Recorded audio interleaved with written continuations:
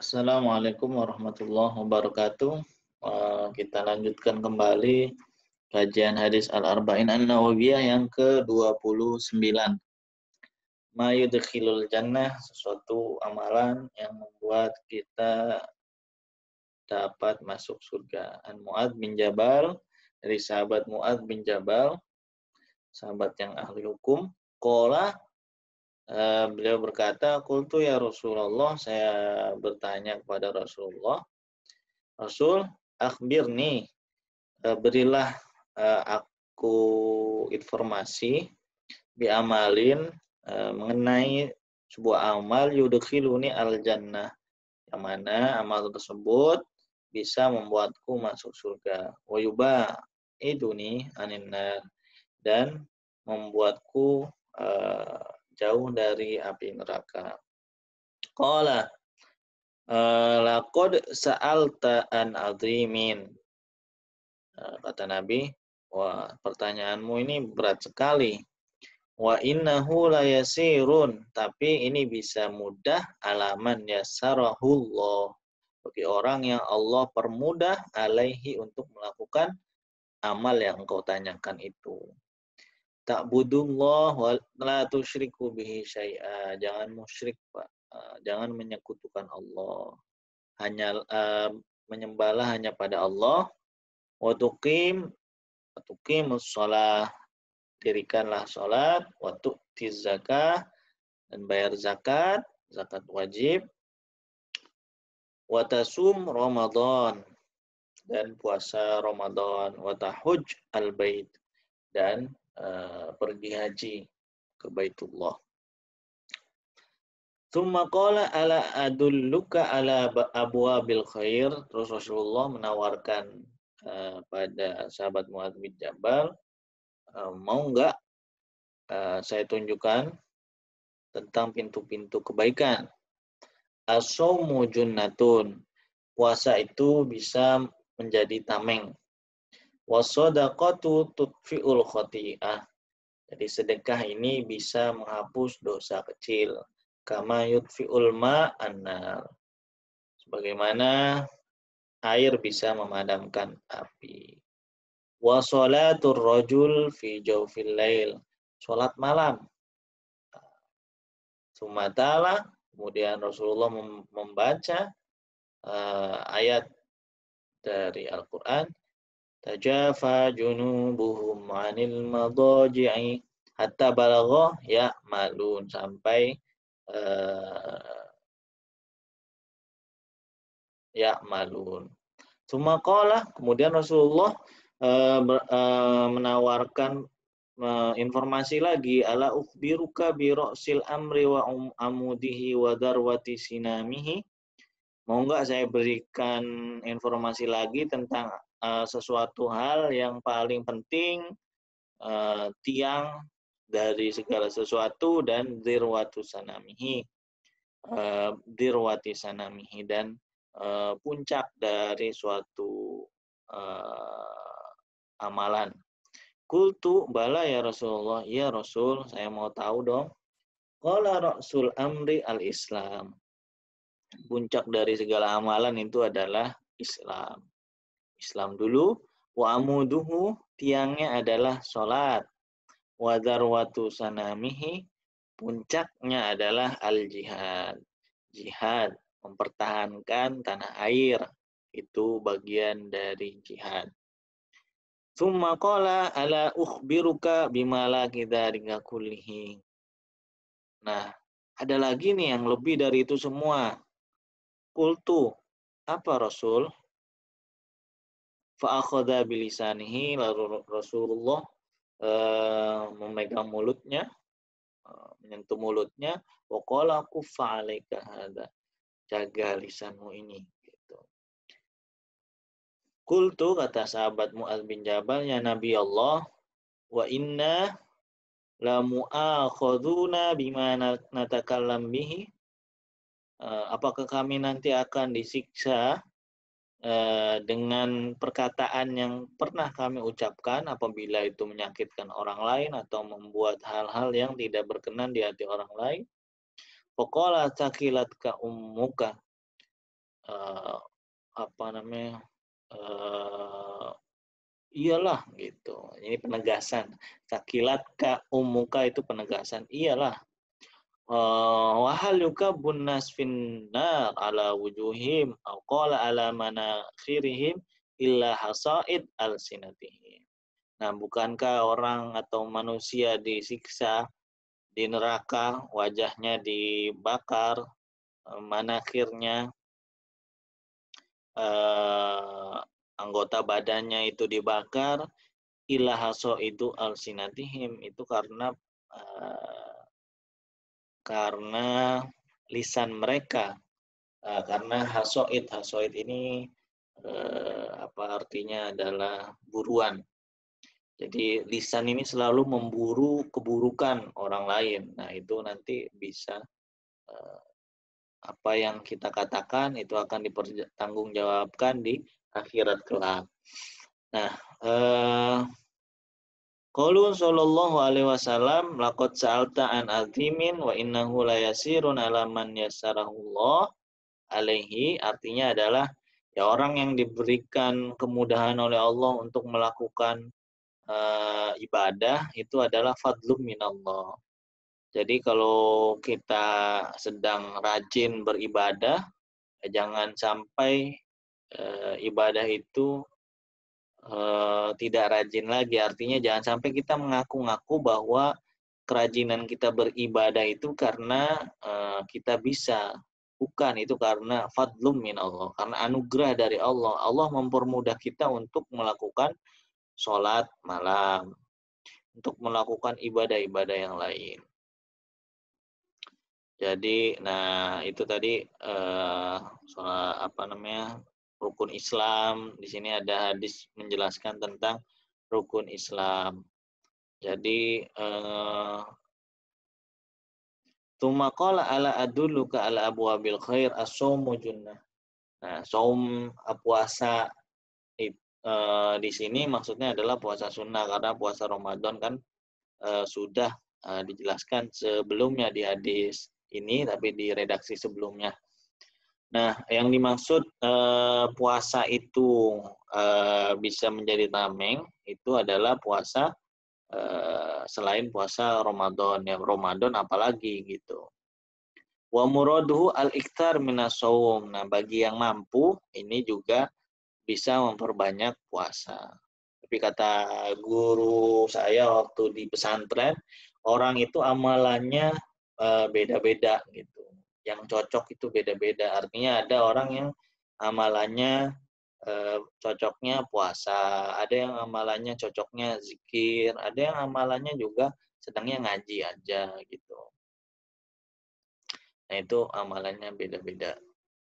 Jadi tergantung mana yang dimudahkan oleh Allah untuk kita laksanakan. Ya, sodakoh tutfi'ul khoti'ah, artinya sedekah sunnah ya, kalau yang wajib itu sudah kewajiban. Al-khoti'ah di sini juga dosanya dosa kecil, bukan dosa besar. Dan dosa-dosa yang tidak berkaitan dengan sesama manusia. Kalau berkaitan dengan sesama manusia, maka harus minta maaf ke yang bersangkutan. Nah, kemudian di sini adalah man qama fi jawfil lail wa taraka naumahu wa ladzatahu wa athara ala dzalika ma yarjuhu min rabbih fajazauhu ma fil ayat. Jadi orang yang membiasakan diri sholat malam, terus ya kalau sholat malam tentunya tidurnya ini lebih sedikit, kenikmatan tidur juga terkurangi. Wa atharu ala dzalika, dan dia itu lebih memilih sholat daripada tidur karena untuk mengharapkan ridho dari Allah, pahala dari Allah. Balasannya fala ta'lamu nafsum ma ukhfiya lahum min qurrati a'yun jazaa'an bima kanu ya'malun. Jadi balasannya adalah bidadara bagi perempuan, nanti bidadari bagi laki-laki. Wa qad jaa'a fi ba'dil akhbar, dalam sebagian khabar, sebutkan bahwasanya Allah itu membangga-banggakan orang yang sholat malam di kegelapan. Kata Allah pada malaikat, lihat tuh hamba-hambaku, mereka sholat malam di kegelapan. Haitsu la yarahum ahadun ghairi, yang mana orang lain tidak melihatnya. Hanya aku yang melihatnya. Ushidukum anni qad abahtum daro karamati. Saksikanlah bahwa aku telah memperbolehkan mereka itu masuk ke surgaku. Tsumma qala ala ukhbiruka bi ra'sil amri ila akhirih. Nah, ini jadi ra'sul amri itu hal yang paling penting, yaitu adalah Islam. Jadi kalau orang mau amal ibadahnya diterima, itu harus jadi muslim dulu.